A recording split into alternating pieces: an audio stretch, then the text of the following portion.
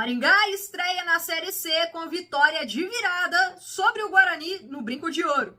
Fala galera, Amanda Viana por aqui, chegando no canal com mais um vídeo, dessa vez conteúdo sobre a Série C de 2025, competição que eu estou comentando novamente lá nos canais Nosso Futebol, também no DAZN Brasil, e eu estive nos comentários dessa partida entre Guarani e Maringá, que terminou no placar de 3-2 de virada para o Dogão. Neste vídeo vou trazer a minha análise pós-jogo, as minhas impressões, as primeiras impressões, primeira rodada da Série C, mas claro, um contexto também do que eu vi do Maringá no Paranaense que permaneceu, do que eu vi do Bugre no Paulistão e que permaneceu. Então, vamos lá. Só antes de começar, se você ainda não é inscrito aqui no canal, inscreva-se, compartilhe este vídeo, teremos conteúdo de Série C. E se você torce para o Galo, próximo adversário do Maringá na Copa do Brasil, confira aí a análise do Maringá e mais perto do confronto eu vou trazer também uma análise mais completa do Maringá aqui no canal. Então bora lá, vamos começar, primeira rodada da Série C, o Guarani, que foi rebaixado da Série B no ano de 2024, enfrentou o Maringá, que subiu da Série D. O Bugre não jogava a terceira divisão nacional desde 2016 e o Dogão é um estreante na Série C. Um duelo entre dois treinadores muito interessantes, O Maurício Souza pelo lado do Guarani, um treinador que gosta de um jogo propositivo, bastante associativo, ele gosta de ser protagonista, Uma equipe que sem a bola pressione bastante, enfrentando o Jorge Castilho, que é um dos técnicos mais interessantes que eu vi no Brasil recentemente, O treinador, o segundo treinador mais longevo no território nacional, só perde para o Abel Ferreira, tá? No Maringá desde 2021, o Jorge Castilho, e ele tem uma ideia bastante fixa de um jogo de marcação individual o campo inteiro. O Maringá é uma equipe que preza pela fisicalidade, vencer duelos, muita velocidade e movimentação na sua linha de frente e uma defesa que naturalmente acaba jogando mais alta, Mais alta em campo, então acaba sofrendo com algumas bolas nas costas, mas é um time que faz uma marcação individual o campo todo. Então bora aqui para essa estreia dessas duas equipes. Eu já vou trazer a escalação na tela para a gente tentar entender um pouco as ideias iniciais, tanto do Maurício quanto do Jorge. O Maurício Souza trouxe o Guarani com o Fred Conte no gol. O Guarani perdeu seu titular, Gabriel Mesquita, negociado com o Paysandu. Trouxe recentemente o Andrei, aquele mesmo goleiro que passou pelo Botafogo, mas o goleiro titular foi o jovem Fred Conte. A zaga, a mesma que jogou por boa parte do Paulistão, Rafael e Lucão na dupla de zaga, Lucas Justen na lateral direita e o Emerson, um dos destaques desse campeonato paulista, na lateral esquerda. Um meio-campo que também finalizou, com mais minutos o Paulistão, Natan de primeiro volante e à sua frente o Anderson Leite com o Caio Melo. No ataque, Rafael Bilu pela direita, o estreante Pablo Baianinho, emprestado pelo Vitória, jogando na esquerda, e no comando de ataque Samuel, contratação do Bugre no início do ano, mas que estava ainda se recuperando, recuperando a forma física, teve uma lesão gravíssima no início de 2024, rompeu o Aquiles e estreou com a camisa do Guarani nessa Série C. Pelo lado do Maringá, o Jorge Castilho trouxe no gol o Rafael William. Aqui uma surpresa, O Maringá revezou goleiro no Campeonato Paranaense. Os 3 goleiros foram utilizados. O Deimison, que é o titular natural, o Rafael William e também o João Gabriel. O Deimison não foi nem relacionado para essa partida, o titular foi o Rafael William. E a gente viu um 11 com mais zagueiros do que eu estava esperando, O Maringá perdeu um dos seus pilares, o Rodrigo, o volante, foi negociado com o Fortaleza. E para o lugar do Rodrigo, a opção do Jorge Castilho foi ter o Ronald, que é zagueiro titular da equipe, como um meio-campista, como um volante. Então ele trouxe para a zaga o Vilar, centralizado, o Max Miller, dessa vez pela direita, ele que normalmente joga pela esquerda, o Tito pela esquerda. No meio-campo, ele teve o Ronald mais fixo, o Buga e o Léo Ceará um pouco mais avançados. Na ala direita, o Cristóvão. Outra surpresa, O Cristóvão normalmente é reserva do Rafinha, mas ele é um lateral um pouco mais defensivo em relação ao Rafinha. Na ala esquerda, o Negueba, que cobre a ala, mas é um ponta bastante agudo naquele setor. E a dupla de ataque com o Maranhão e o artilheiro Matheus Moraes. Agora que a gente viu o 11 inicial, a partida já iniciou muito boa para o Guarani, né? Um gol logo no início, um gol de falta marcado pelo Caio Melo. Ele é especialista em bola parada, também experiente em Série C, né? Esteve recentemente no Ipiranga, então é um jogador que conhece a competição. Fez o gol de falta, uma boa cobrança. Achei que o Rafael vacilou um pouco, né? A bola foi no canto dele, mas foi o início dos sonhos para o Bugre. E eu notei o Maringá um pouco nervoso. Natural, estreia, precipitando alguns passes no início da partida. Mas aos poucos o Dogão foi entrando no jogo e aí a gente começou a ver aquele DNA mesmo do Maringá, um DNA ofensivo, de pressão na saída de bola do adversário, os encaixes individuais, forçando o adversário a mandar essa bola para o ataque mesmo, a fazer ligação direta. E começamos a ver também o quarteto ofensivo do Maringá aparecer. O Léo Ceará, com os passes, a capacidade de visão de jogo e enfiar a bola para Matheus Moraes atacar, para o Negueba atacar. O Negueba, um inferno pela esquerda, né? Trazendo muita dificuldade para o Lucas Justen no setor. O Matheus Moraes se movimentando da direita para dentro, sempre tentando atacar as costas do Lucão. E o Maranhão com uma figura muito importante. O Maranhão é o centroavante, é um centroavante de área, mas ele não fica fixo. E o fato dele se movimentar é o que permite a funcionalidade desse ataque do Maringá.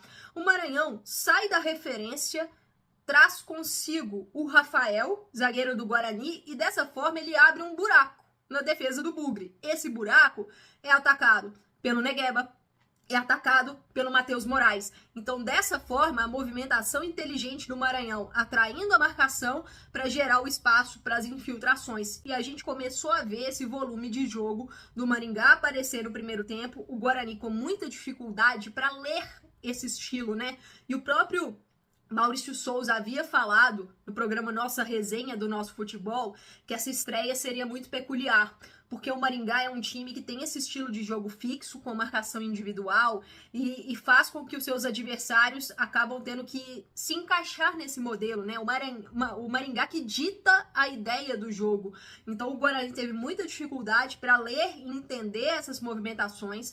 As costas dos seus volantes muito expostas, o meio-campo do Guarani não estava conseguindo estancar as chegadas do Maringá, não estava conseguindo cobrir os espaços, vencer os duelos. Então a gente passou a ver o Dogão no campo de ataque, produzindo, mas pecava na hora de finalizar. O Cristóvão teve uma grande chance, o Matheus Moraes teve uma grande chance defendida pelo Fred Conte, que teve uma boa partida, né? O Fred fez algumas defesas providenciais e o Guarani foi só recuando e o Bugre não estava conseguindo atacar a zaga do Maringá, que era uma zaga exposta, que mostrou fragilidades, né? Uma defesa que bateu cabeça, sentiu a ausência do Rodrigo na cabeça de área, sentiu ali uma falta de entrosamento, né? O Vilar, que foi um zagueiro que foi pouco utilizado no Paranaense, eu acho que faltou um pouco de entrosamento ali também. O goleiro, o Rafael William, não mostrou também muita segurança e eu acho que o Guarani, faltou pro Guarani.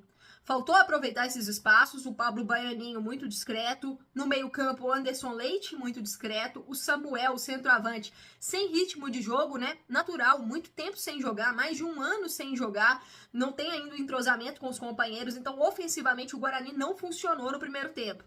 E esse volume de jogo do Maringá rendeu frutos na reta final da primeira etapa. O primeiro gol foi uma grande jogada, uma jogada de transição, com a participação do Negueba, fazendo ali a tabela, né, a associação com o Maranhão, que sai da referência, atrai a marcação do Rafael e com um toque de calcanhar, ele deixa o Negueba com o espaço livre. O Lucão errou o bote, foram vários erros de bote do Guarani durante o jogo todo, né, perdendo o tempo das jogadas, e aí a finalização do Negueba com muita qualidade, sem chance para o Fred Conte. Negueba, que o pessoal pode lembrar, né? Um dos caras da Série C de 2023 com a camisa do Confiança. E ainda na primeira etapa, o Maringá virou o jogo, uma jogada que veio de um latereio, né? Aquele lateral cobrado na área.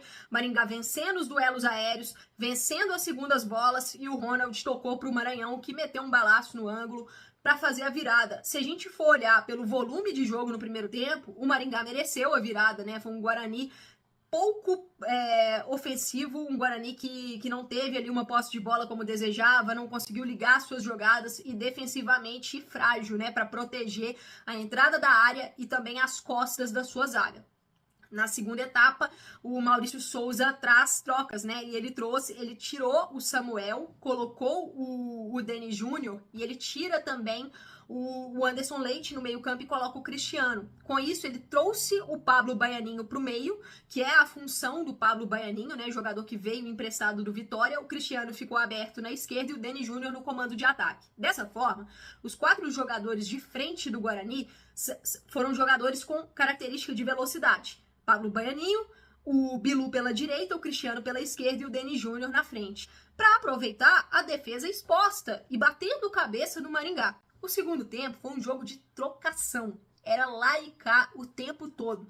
Maringá novamente chegando com perigo, Negueba fazendo chover pela esquerda, Matheus Moraes pela direita, o Léo Ceará conectando, o Maranhão tentando atrair a marcação, mas foi um Maringá que não teve eficiência para aproveitar e ampliar a sua vantagem com o que estava sendo criado, né? E defensivamente, o fato de ser um jogo lá e cá, acabava deixando a zaga exposta, especialmente no costado da zaga e nos lados, né? Nas costas do Negueba pela esquerda e nas costas do Cristóvão pela direita.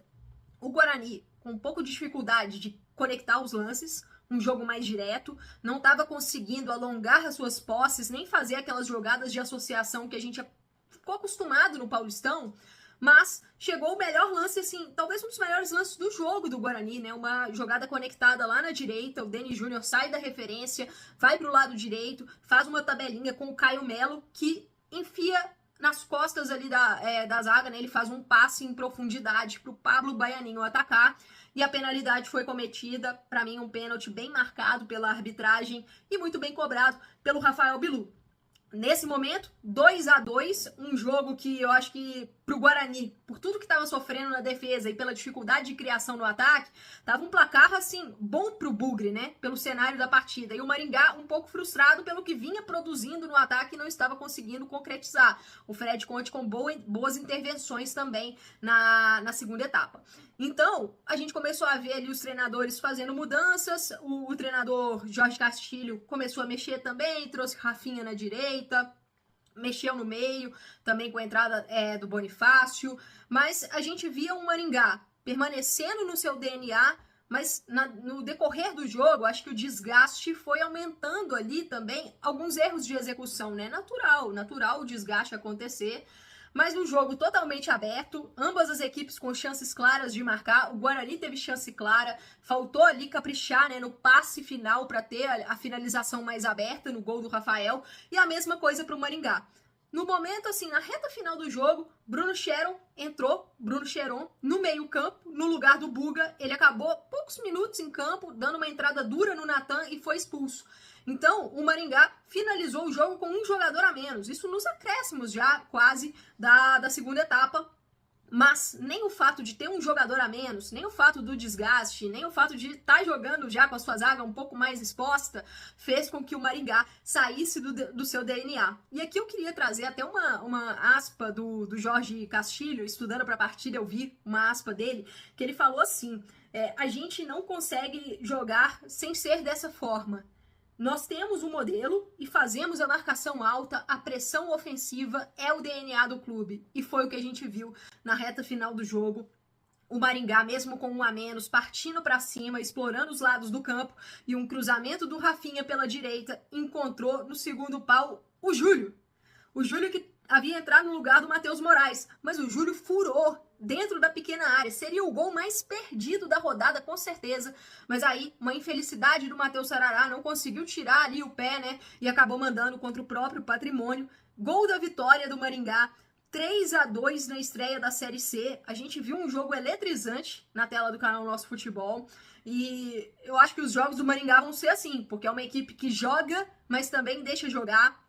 Tem um ataque muito forte de movimentação, de pressão, fisicalidade, vencendo duelos, mas a zaga acaba exposta, a zaga acaba deixando ali o seu costado, né, a profundidade, com muito espaço para ser atacado. Então é um jogo de risco. E o Maringá sabe que está cometendo esse risco. Por isso precisa ser eficiente na sua criação. E o Guarani, que a gente viu hoje, para mim não é o Guarani que a gente verá ao longo do campeonato, né? É um elenco jovem, e isso pesa numa Série C, pode pesar, né, essa falta de experiência para esses momentos, mas vendo o Guarani do Paulistão, eu tive a oportunidade de comentar jogos do Guarani no Paulistão, era uma equipe que, quando conseguia ficar concentrada no jogo e colocar a bola no chão, aproximar os seus jogadores, saía coisa boa. Era um time de associação, um time que jogava pra frente.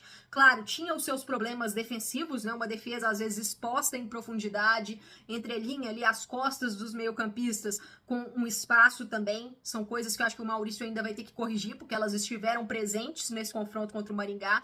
Mas eu acho que a gente verá um Guarani diferente nas outras rodadas. Como o Maurício Souza falou, o confronto com o Maringá, pelo fato da equipe paranaense fazer marcação individual, o campo todo era um confronto peculiar, diferente para o Bugre, que não conseguiria, provavelmente, fazer o seu jogo ali de mais posse, um jogo mais propositivo. E realmente foi o que aconteceu. O Guarani não conseguiu ficar confortável dentro de campo.